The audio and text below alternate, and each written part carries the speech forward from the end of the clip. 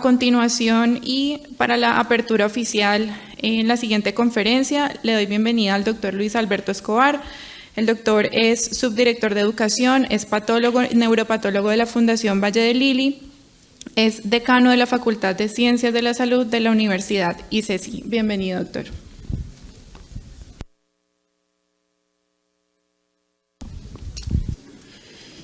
Buenas tardes a los presentes, a las más de ya 2.000 personas que están conectadas virtualmente en más de 30 países. Bienvenidas y bienvenidos todos a este gran evento, al comité organizador, al doctor López liderando este esfuerzo, a Adriana y a su grupo de eventos académicos. Muchas gracias y sobre todo muchas gracias por tener la deferencia de invitarme, de querer tener una charla, una conferencia de un tema claramente humanista en medio de un congreso, de un evento tan estrictamente científico, disciplinar, etcétera, lo cual ya es un primer mensaje. No riñe una cosa con la otra. Y esa es una de las cosas que vamos a hablar ahora. Esta primera imagen, yo creo que lo dice todo. Es probable que si se van solamente con esta imagen, pues nos podemos ir. No, mentira, no tienen tanta suerte, me tienen que aguantar otro ratico. Pero he aquí la verdadera razón, la verdadera misión de la docencia, muy probablemente en todas las disciplinas, pero en particular en el área médica, motivar y dar ejemplo. Yo tengo en mi oficina cualquier cantidad de docentes que están empezando en la actividad docente y se sientan conmigo y me dicen, doctor, pero ¿yo qué hago? ¿Yo cómo es que voy a hacer esto? Y la respuesta es tan sencillo y tan difícil como motivar adecuadamente y dar buen ejemplo. Puede ser sencillo, puede ser difícil, pero esa es realmente la gran misión. Esa frase me gusta. La mayor tragedia de nuestra época es que las personas no quieren ser útiles, quieren ser importantes. Y era en aquella época y lo es actualmente. Converso en algunas ocasiones con algunos médicos o estudiantes de pregrado o de posgrado que quieren ser médicos pero no quieren estudiar medicina. Quieren ser médicos. Pero el proceso del aprendizaje que da toda esa cantidad de competencias y de valores para poder llegar a ser un buen médico, esa es la parte difícil. Pero esto es un problema serio. La gente quiere ser importante, no ser útil, no aportar, no transformar, no lograr realmente dar un aporte importante en el crecimiento. Y esto otro, nuestro mundo de educación médica es utópico y es excepcional. Es utópico porque la perfección no existe a pesar de que la pretendemos. La excelencia es lejana, a veces tratamos de tocarla, pero rápidamente vemos que se nos aleja de nuevo.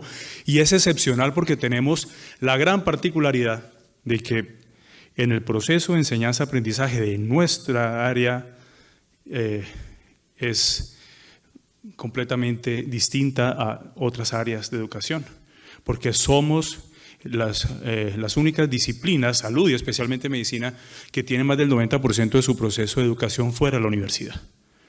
La tiene un hospital universitario.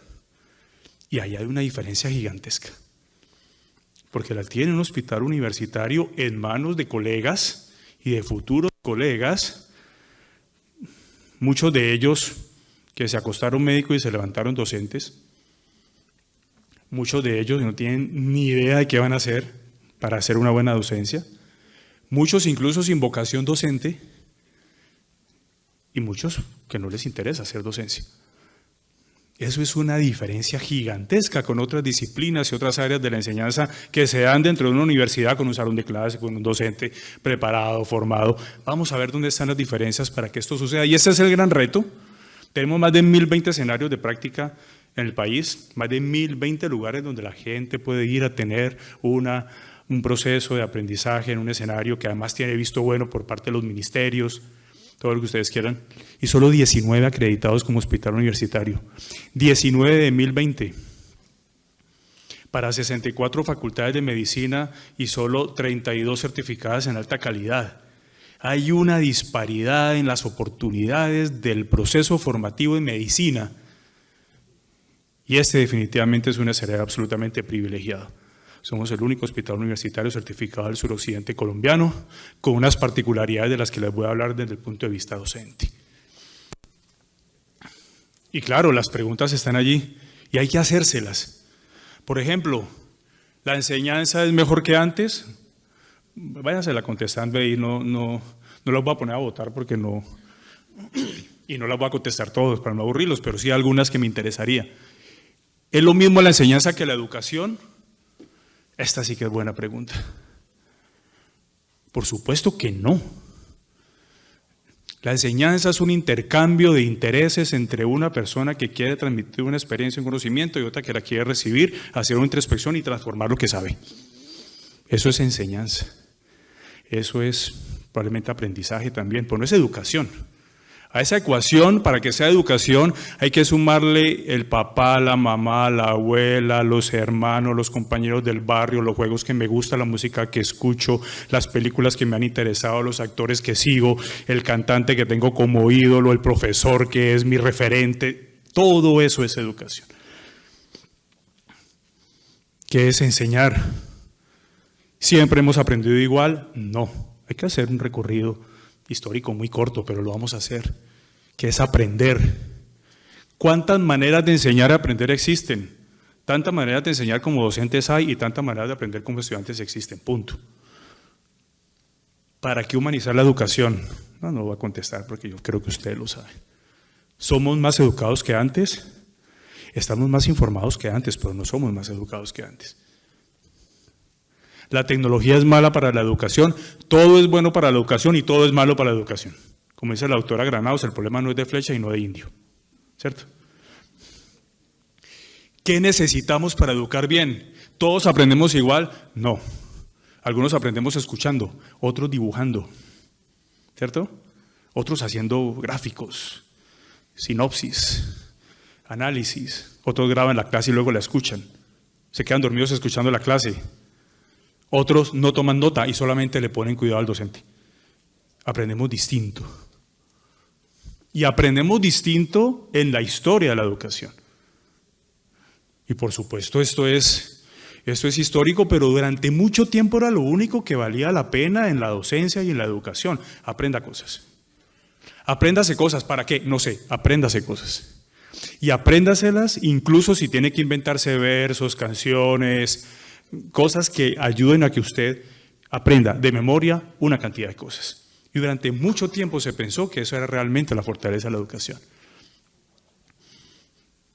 Y las diferentes épocas tenían unas características en educación, como la edad antigua, en la que, pues la verdad, estamos hablando de Atenas clásica, donde no habían unas escuelas como tal, habían unas escuelas que era la escuela de Platón, con unos espacios de discusión, de conversación, bueno, diferentes tipos de cosas.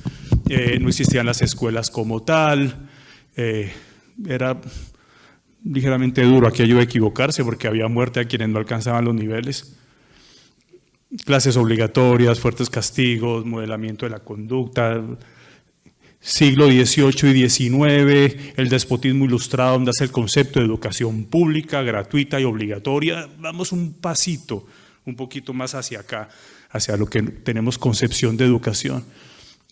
Era un pueblo dócil, un pueblo obediente, un pueblo listo para la guerra, y era realmente lo que se necesitaba, formar guerreros, ¿cierto?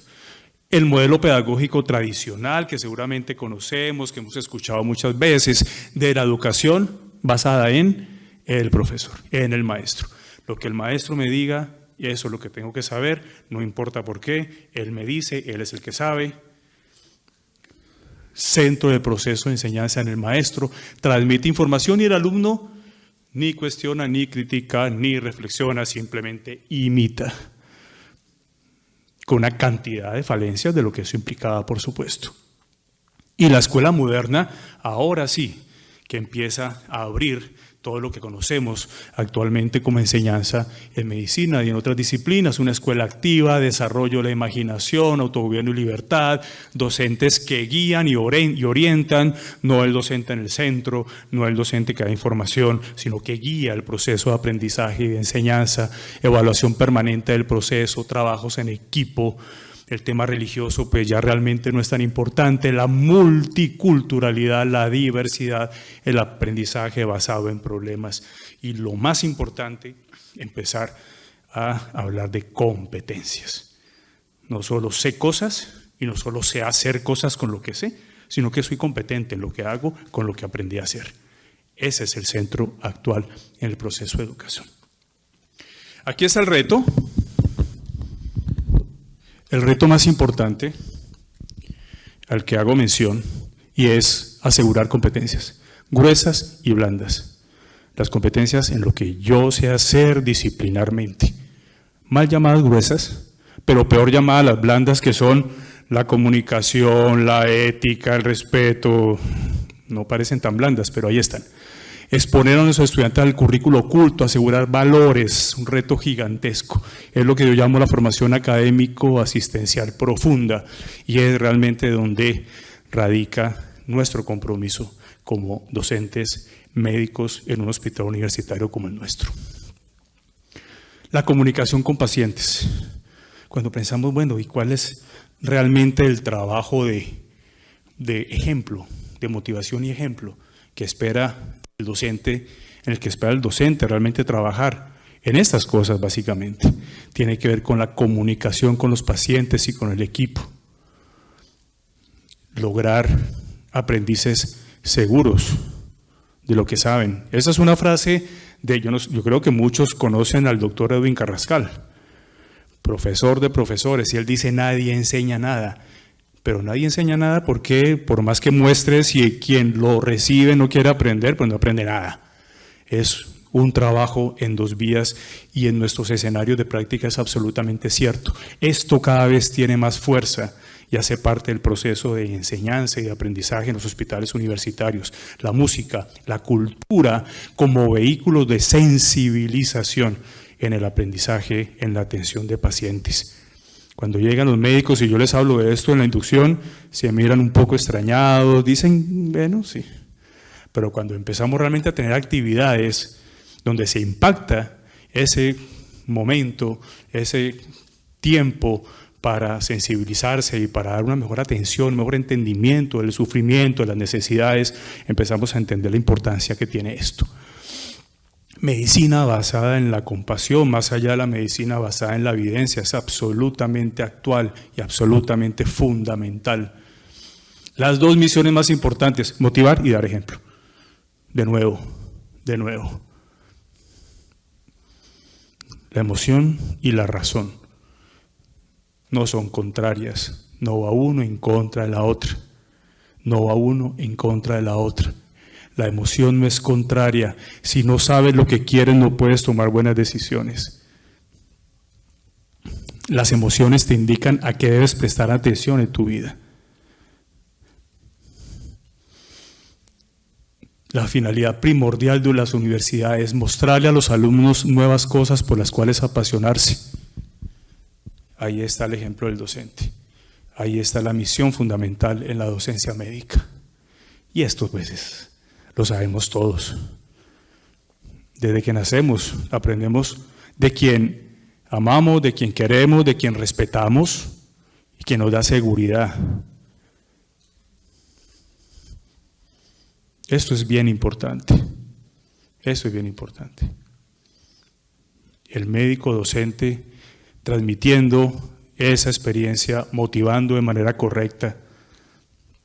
Durante mucho tiempo, la educación médica en los escenarios de práctica ha tenido una premisa absolutamente equivocada, ¿no? La letra con sangre entra y a mí me tocó así, así te toca a ti, entonces porque a mí me tocó. Eso es tradicional, eso es histórico. Poco a poco hemos venido cambiando eso, poco a poco hemos venido transformando esa manera antigua y equivocada.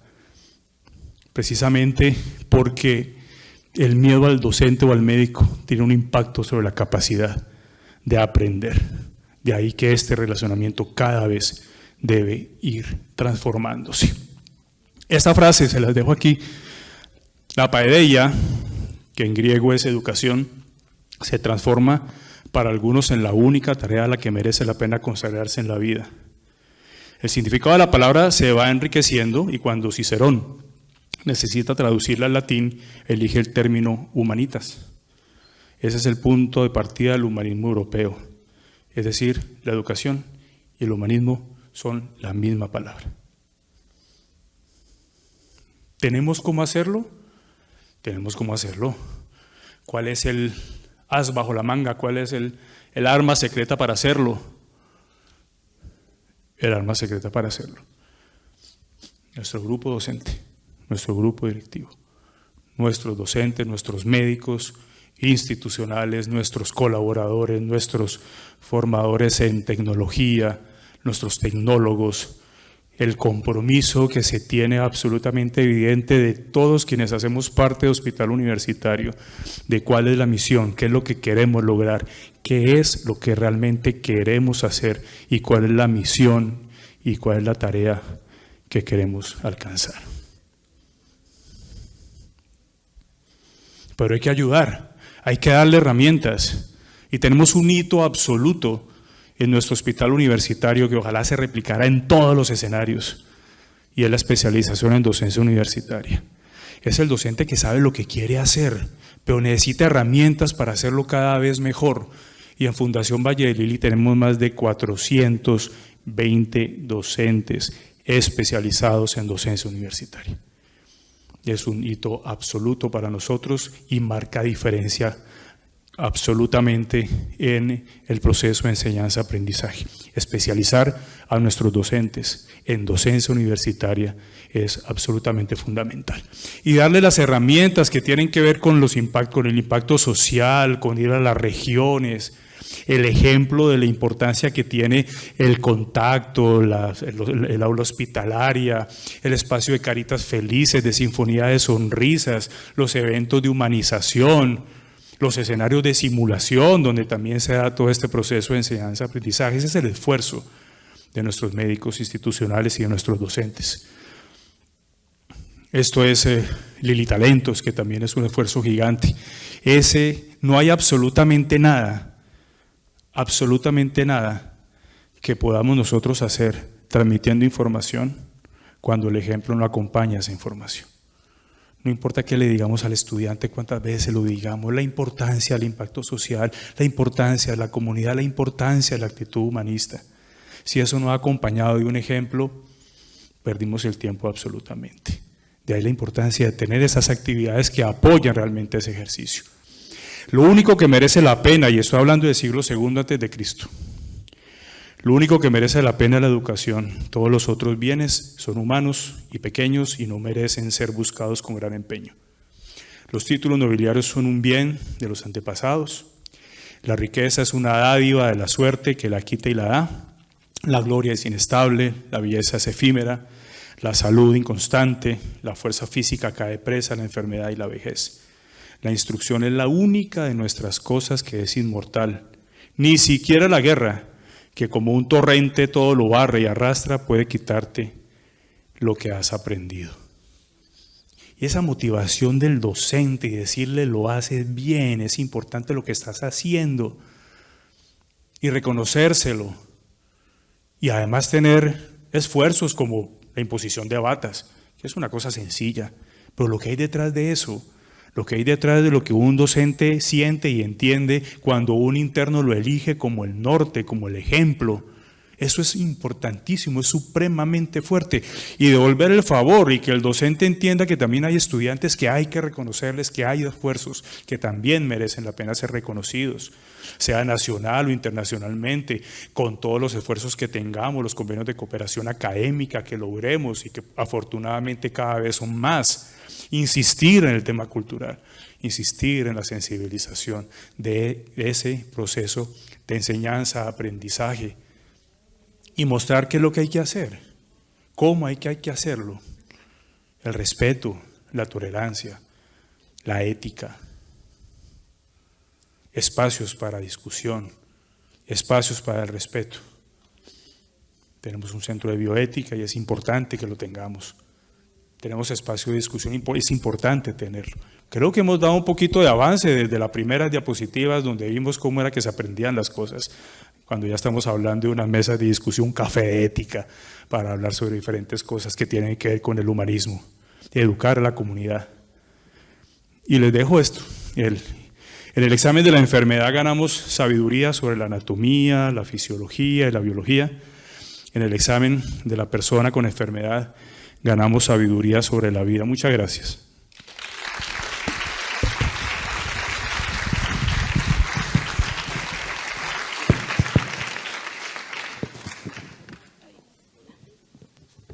Hola, Doc. ¿Nos permite un momento, por favor? ¿Alguien de pronto del auditorio tiene alguna pregunta? ¿Algo que quisiera decirle al doctor?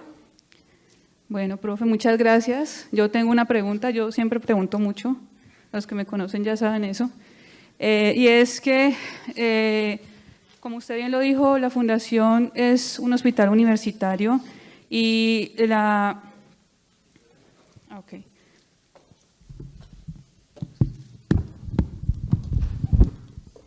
¿Aquí está bien? Ok. La Fundación Valle del Lili es un hospital universitario y nosotros tenemos la educación que va desde los profes, los seniors, a los juniors, desde el fellow, al residente, al interno, al estudiante. Y estamos expuestos entonces a la docencia, pero uno muchas veces se pregunta si tiene las capacidades de ser docente. ¿Qué le puede decir a uno si uno realmente tiene esa habilidad? ¿Tiene eso en sí? ¿Qué puede decir usted? Puede ser un docente. Es muy buena pregunta. Lo primero es, si quiero ser un buen docente, puedo serlo. El único que no puede ser buen docente es el que no quiere ser docente. Sin embargo, incluso ese no está perdido. Y no está perdido porque la docencia, desde mi punto de vista, la docencia no es un tema laboral. Es un tema de compromiso de horas tiza, de preparación de clase. La docencia es un tema de actitud, es de compromiso y de convicción. Es probable que yo esté sentado en mi microscopio en patología, se me siente un estudiante al lado, me haga una pregunta y la manera en que le contesto esa pregunta puede transformar a ese estudiante de una manera mucho más radical y trascendental que sentarlo 2 horas a darle una clase sobre un tema en particular. ¿Sí? Entonces, no tengo realmente que tener la certeza en mi formación docente, mi actitud y mi certeza de la importancia de transformar vidas por medio de la educación es suficientemente potente.